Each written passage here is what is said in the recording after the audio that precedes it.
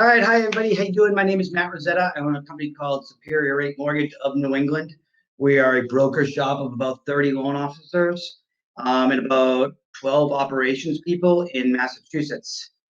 What I'm going to talk about today is being happy in this business.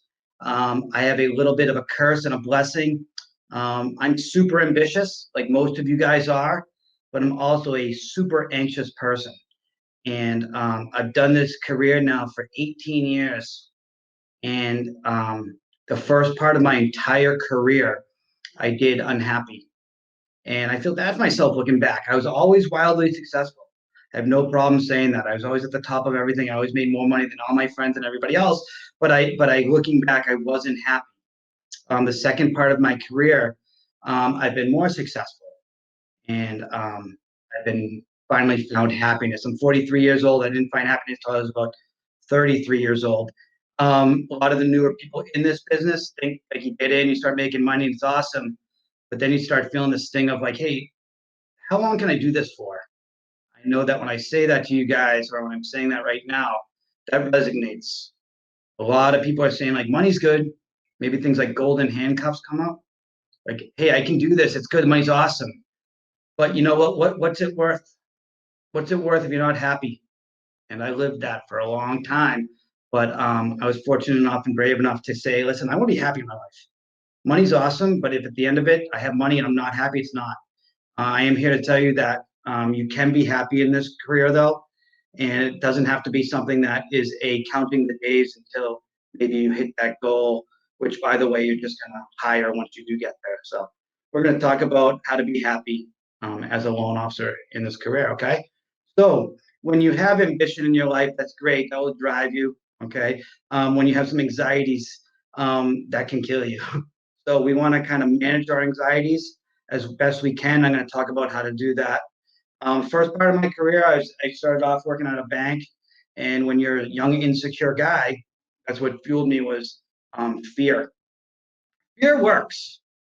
Fear works really good, like fear of being unsuccessful, fear of not feeling good about yourself, fear of not making mortgage payments, fear of if you have kids, man, like putting food on the table, and maybe not even putting food on the table, like paying for things that you got to pay for with kids, maybe letting them down.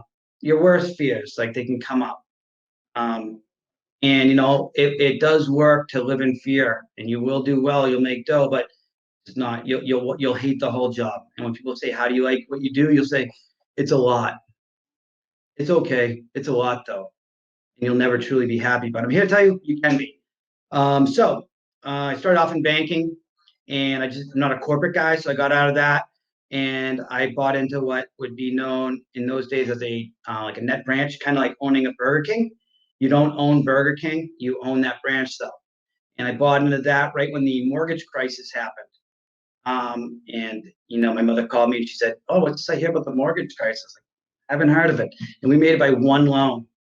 And because we made it by that one loan, a lot of other places didn't make it. And remember, at this point, I'm still operating from a standpoint of fear. So I was working like tons of hours, and I made it happen. I am proud of that, but I'm glad I found a better way. I did it just through brute hard work, and we expanded that, grew up, took some of the other people that didn't make it from their shops and brought them to ours, and we sold that to a pretty big correspondent lender in our area. And it was great. But I did that kind of for money at the time. And then I was back in corporate America, and I stayed on with them for a year. And then I opened up Superior Mortgage of New England 7 years ago with the thoughts of just being a loan officer. I was done with managing people. Didn't want to do that anymore. I was maxed out. And hey, I'm going to do mortgages just by myself. That's before UWM. It's before AIME. A little bit different of a world. It was almost like, hey, you can do brokering, but you're going to pay. You're going to make more on each loan, but you're going to pay. It's going to be hard. Every loan was exhausting. So I started to basically, I'd like to tell you that I got happy because I was smart and, guidance and all that. It's not that. I just got exhausted. I got exhausted and I got miserable. And when you get exhausted and miserable, you start hopefully looking for help. And that's what I did. And I started this thing, like I said, it was just the intent of just selling, and I was doing huge volume. I needed a little bit of help. And since that time, I've grown this place to, like I said, 30 loan officers. I do this also while managing 110 apartments that I own. And I do it in a 40-hour work week. Do it in a 40-hour work week. When I had 10 loan officers, I did 50 plus million. When you're managing 10 people and you're in charge of operations, that's a lot, I think, anyway. And I'm going to get into now a little bit about how you do it. Okay. So I mentioned I was tired of being tired. Great. So the first thing you got to do here is if you're going to be happy in sales, you got to figure out what makes you happy in life. All right. So I broke my life into 5 different categories. I am plagiarizing this. I have no problem saying this, but I'm a hunter, and I found ways to kind of say, like, how do you break things in from a psychological standpoint, fit them into your life, and it's pretty simple. It's love that can also be looked at as like your significant other or your marriage, family, career, hobbies. You can throw faith into that if you're somebody of faith. And then, the last one is friends. And what you do is you categorize which one of those things is the most important to you. And when you do that, the key to it is then to say, am I putting the most effort into my number one thing? Like if your number one thing is career, you should be doing that more than anything. Like there's nothing wrong with having career be your number one thing. There's nothing wrong with that at all. That's what's big in your life. But listen, if it's not your number one thing in your life, if your number one thing is in your life is kids, you should be focusing on that more than career. It doesn't mean you don't focus on career. The long and short of this, though, is you can only really be great at 3 things. Of those 5 things, you got to pick which 2 you're probably not going to be that great at. Mine's friends and hobbies. It doesn't mean I don't have any friends. It doesn't mean that I don't have any hobbies. I golf every single week, and I keep my world small, but I do have a couple of intimate great friends.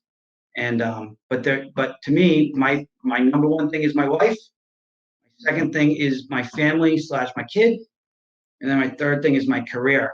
And I am somebody, again, I'm not saying this with like, hey, it's all kumbaya, and I don't want to make dough. I want to make a ton of dough. And I do make a ton of dough, but I make sure it's not at the behest of, I don't put more effort into this than I do my family or my wife. Okay, so that's what makes me happy. You got to figure out what makes you happy. Like, what makes you happy? And break it into those 5 categories. Awesome. Second thing you got to do is, all right, career-wise, what am I going for? How much money do I need to make? And you can do it like from like a short-term or a long-term standpoint. You can say like, hey, listen, I just want to make 200 grand so I can say I did. I'm going to make 100 grand so I say I did. You can say I want to make 50 grand in a month. You can say you want to make $1 million, whatever it is, that's fine. You could say you want to do it over a 5-year period. But what you got to do is you got to say why. So I call that your fuel. If you can come up with like what your fuel is, for me, it's always to get outside of time. I mentioned that I buy real estate. I use all the money from mortgages to buy properties, and that's just what I do. Obviously, that's not something for everybody, but I do that in the interest of being a landlord one day, and then I can be outside of time more. I think that being outside of time is like ultimate happiness. Can remember being on vacation and really not knowing what time it is. Pretty good spot.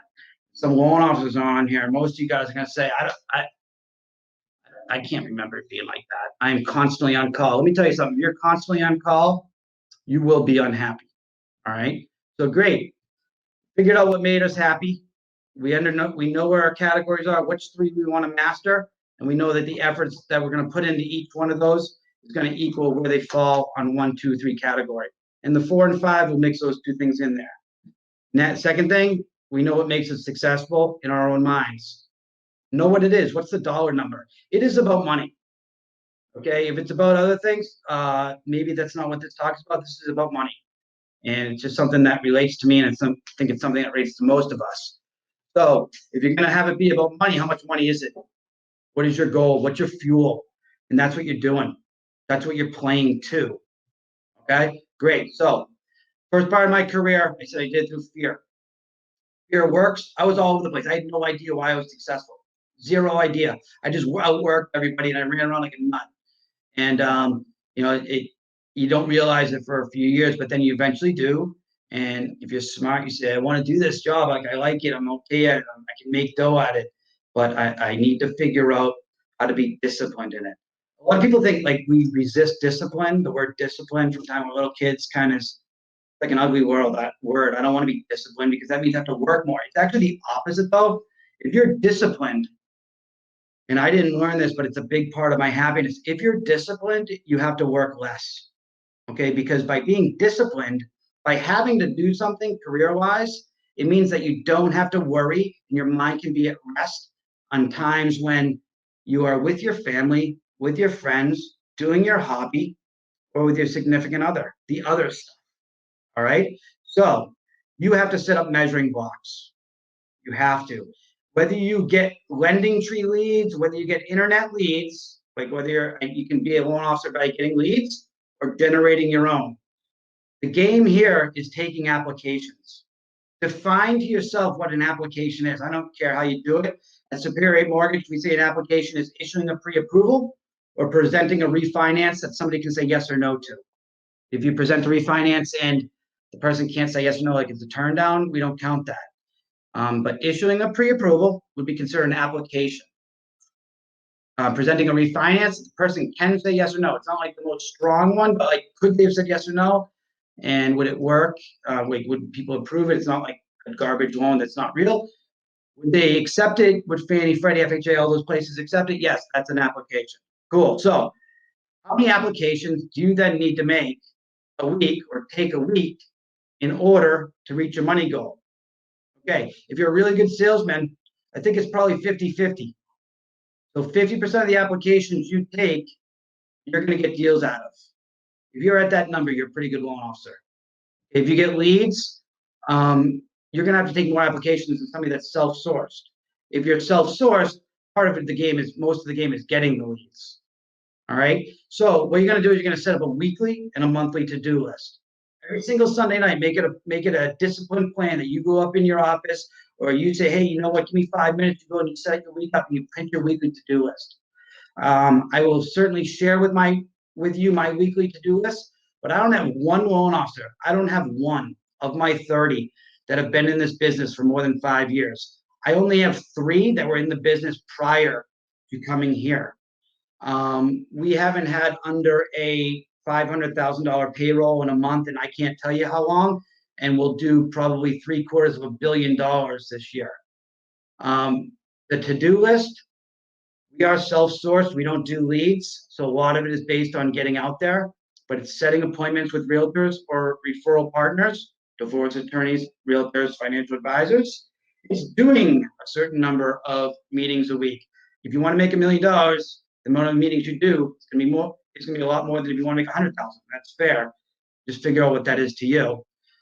Social media posts are on there. I can give you the whole thing, but it has to be something that you do by crossing off every single thing each week. If there's stuff on the list that you're not crossing off, you're never going to know if your list is working for you. Because as you go, you can tweak it. And as you get more ambitious or less ambitious, you can take stuff on and off that list. Okay? You take 4 of those weeklies, though. And every single week, the stuff's crossed off. Because you know, if you cross that stuff off, you can relax. You can take some nights off. I'm a big proponent of having one night and you don't work after 5 o'clock. I make all my loan officers do it. I make them also not work on vacations. You're not allowed to be on your cell phone doing emails on vacation. You have to give me an early night a week, and you have to be up one night a weekend. And they do wildly again. We got 2 people on Scotsman this year. I mean, my people kill it. All right, you can be outside of time doing this. You just have to have a system. You take your 4 weeklies, you combine them to a monthly. Monthly is your cleanup day. It's where you update your book of business. It's where you circle back to all your referral partners. I can provide you with that too, but you have to follow it. You have to cross stuff off. I can provide you with any of it. Anybody can. You can do your own. But if you don't follow it every single week, if you don't cross off everything, it's going to be hard to kind of gauge of whether you're actually, whether your efforts are equaling your successes or your failures. Okay. So it's discipline. It's weekly and monthly to-do lists. The number one thing I teach in sales, though, if you want me to get off the discipline train, is assuming the sale. Every single time you present, every time you're presented with a point of sale, whether it's sitting with a referral partner and trying to get a lead from them, getting them to send you your client, divorce attorney, financial advisor, realtor, or if you're taking a lead, you have to assume the sale. You have to assume they're going to do it. They're going to give you that lead, or you're going to have to assume that that lead is going to do business with you. Not that they're talking to 500 people and your rate might not be good enough. Not that, hey, they already have 3 other mortgage people that they're working with. They're going to do it with you. The way you do that is you pretend you're presenting it to your favorite aunt or uncle. Your favorite aunt or uncle that's definitely going to do the deal with you no matter what. Okay? You're going to be informative. You're going to try to impress them, right? You want them to go back and tell your family members how great you were. You're also going to be excited, and you're going to educate them on how the whole process works. And you're going to walk right through the close. You're not going to have to think about a thing. So sell like you're selling to your favorite aunt or uncle. So we got a system. We got what makes us happy. We got what success means to us money-wise. Okay? And then we got assuming the sale. As far as I want to give a little shout out to AIME. Before brokering, before UWM, brokering was hard. I wouldn't have what I have without AIME. AIME brought us to the forefront. It used to be the National Brokers Association of America, or whatever it was. I literally had no touch with them, and brokering was always a secondary citizen to the banking world and correspondent world. They made us to the forefront. They brought us to the forefront now, and I owe them my career. The efforts that they put in, the efforts of UWM, efforts of AIME. It's been amazing. I'm thankful to them because I wouldn't have a company of 40 people whose lives I improve and I'm in and I get to be a part of and friends with without them. So thank you for all you guys do. I hope you guys got something out of this. If you want to reach out to me, feel free. And thank you very much.